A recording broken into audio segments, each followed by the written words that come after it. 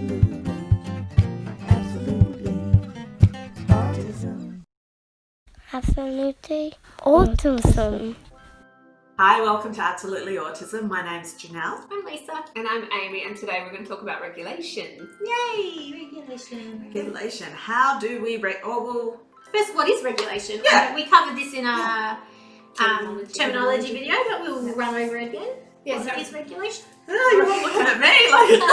Tell us, Janelle. I know. But no, I don't. I don't. Regulation I would describe as being a balance between the mind and the body. Yeah, So when they're at peace with each other. when they're in harmony with each other. So regulation is the ideal state to be in. Why is it applicable to our children? Because they find it very hard to regulate, to self-regulate, self-manage. So regulation is a term you'll hear a lot, which we generally talk about. Kids will have meltdowns if they're not regulated, that they have issues when they're not regulated, and that self-regulation can be something hard to achieve for them. Yeah. And bad regulation or poor regulation, where they're struggling to regulate, can affect lots of things. They can affect their sleep, their learning at school. It can affect their meltdowns and emotional outbursts. Their sense of security and safety as well, if they're unregulated as well. So it's very Generally their ability to function. Yeah. That's the thing as well, is our kids struggle with interoception. So the ability to recognise how you are feeling. Internally and externally. Yeah. What's some experiences that you guys have with? I suppose with my son, especially having the ASD and the ADHD, he really needs physical movement to regulate. Physical movement is a big part of him keeping himself self-regulated. So even at school, when he's learning to keep himself regulated, he needs to get up and walk around, still paying attention to what's going on in the class, but he needs to be moving. Yeah, we've definitely found that. Yeah. Yeah. And for his emotional regulation, he needs to have had sufficient movement within the day. Yeah. So if we've had a day that's required him to be sitting down for a long period of time or in a car for a long period of time, we need to allow for him to have that physical outlet to keep himself I think regulated. even as adults you need that. Yeah. If you've been sitting down all day, the last thing you want to do is go and sit down again. Yeah. Because I guess with regulation, if you are not being able to do that at the end of every day when you go to bed, it becomes super tricky, because they can't switch off. They can't get to that state that we get in, going, oh, we're tired, or and switch off. And so they need, what would you say? I don't know what they need certain things to help them regulate. Like it could be medication like melatonin, it could be not watching TV before they go to bed, or vice versa. It could be watching TV, Well, for my son, he always has a shower or a bath right before he hops into bed. Yeah. And that warm water helps him to regulate and physically relax before getting into bed. And if we have days where we've gone out and come home late and it's been too late to have a shower or something, even with the melatonin, I find it takes him longer to really physically relax because he hasn't had that warm water. Yeah. So that's a good thing. I think there's lots of different types of regulation. You've got sort of emotional regulation, your physical regulation, things like that. Social regulation, I think it's an important one that people skip over a little bit, is entering a new place. Yes. Transitions and being able to regulate themselves to a new environment. Yeah. So it's important to give your children time when you arrive somewhere new. Yes. Not to bombard them, even if it's, I know with my son, getting to my mum and dad's house, which he loves going there, but if everyone bombards him the minute we walk in, it's too much.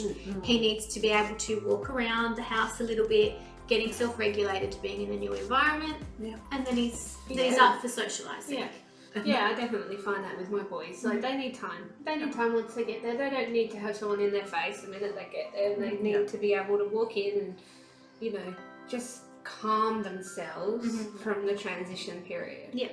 It's really sad that I actually really love it when my son does it a bit, but I know that your son, I don't know, don't know if your son does, but they come into a house and to help them regulate, they look around the house. Yes, my son does, absolutely does that. And I love, because it's so innocent, and for me, they're perfectly allowed to do that because I can see the importance of it. But it's just so nice that they can, you know, go, oh yeah, I'm just gonna walk into your bedroom and, you know, see, you know, see if this works, and you know, but there is something. Yeah, when you know the purpose, it makes it socially acceptable. Yeah, I think it makes him feel safer once he's seen every aspect of that house. He's like, there's not that element of unpredictable. That's right. It's like I've seen every room. I know what's in every room. I can relax now. Yeah, and my son knows.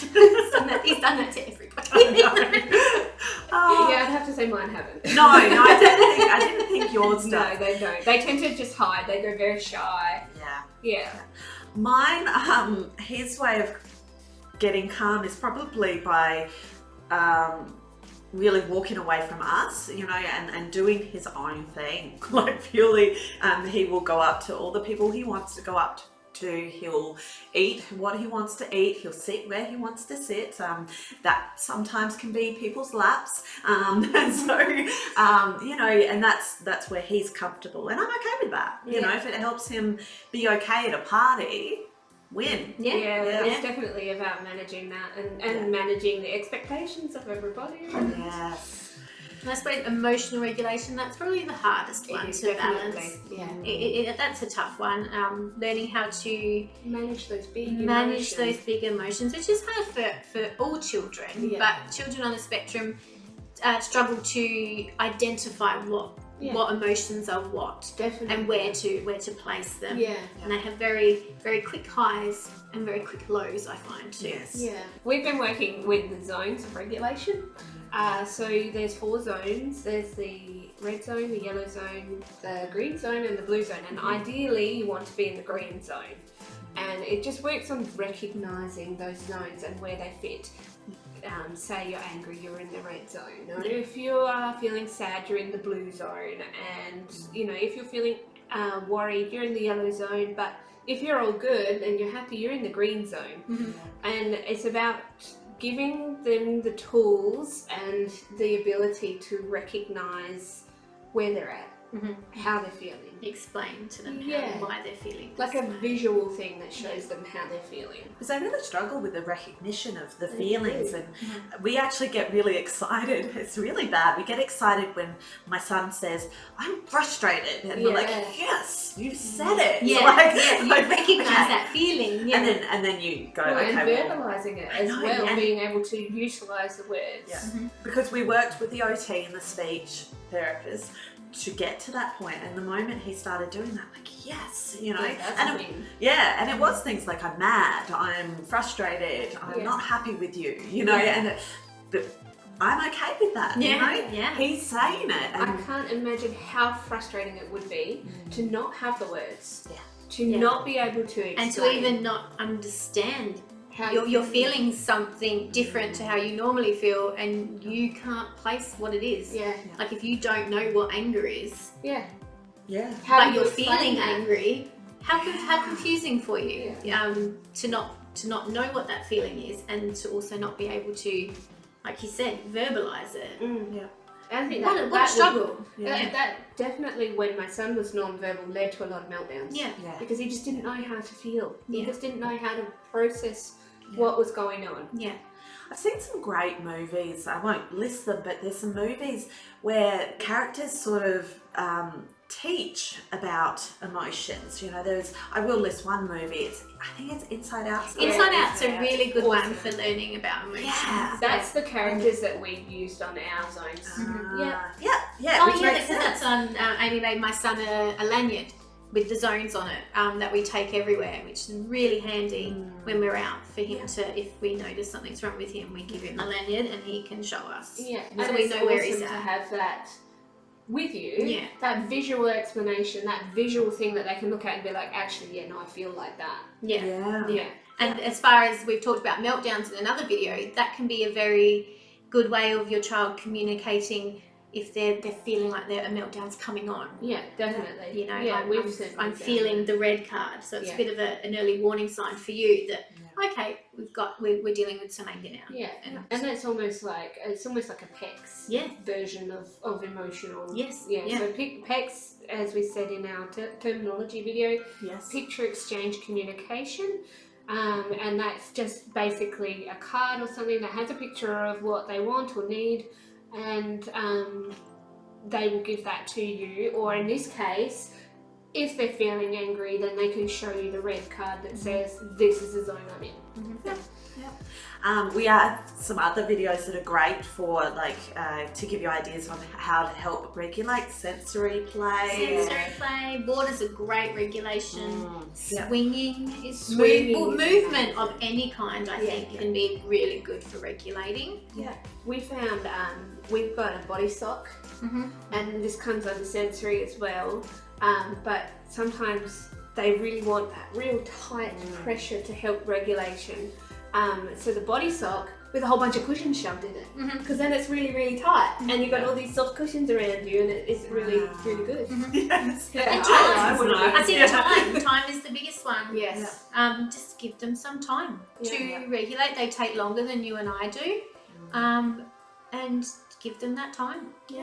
Give them some tools and give them some time to use those tools. And it's a big thing to try and teach them to self-regulate. Self-regulation is a massive thing. Self-regulation is certainly a hard thing to achieve, but once it's achieved, it's great. Very, very useful tool for as they get older. Things like stimming is an awesome self-regulator. Some people have been quite negative about stimming. I think that stimming is awesome. I think that if they can help themselves to regulate by flicking their fingers or jumping up and down or doing something like that, and that helps them to get back to calm and good, then I think it's awesome. Because as they get older, they're not always going to have these tools on hand. No. So finding ways to regulate themselves in any situation or place is excellent and should be encouraged. They can just whip out a sensory box. At work. Yeah. Oh, but I just need to play with this fidget spinner for a bit.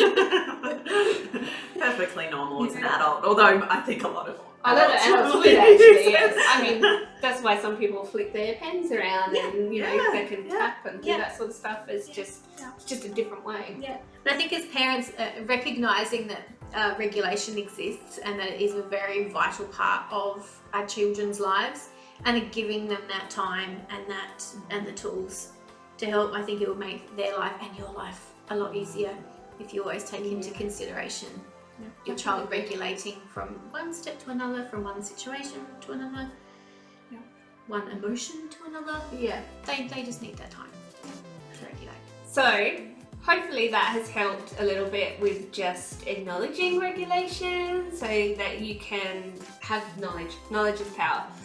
Don't forget to like and subscribe to our YouTube. You'll find us on Instagram and Facebook as well. And if there's anything you want to know, leave it in the comments and we'll see you soon. Bye.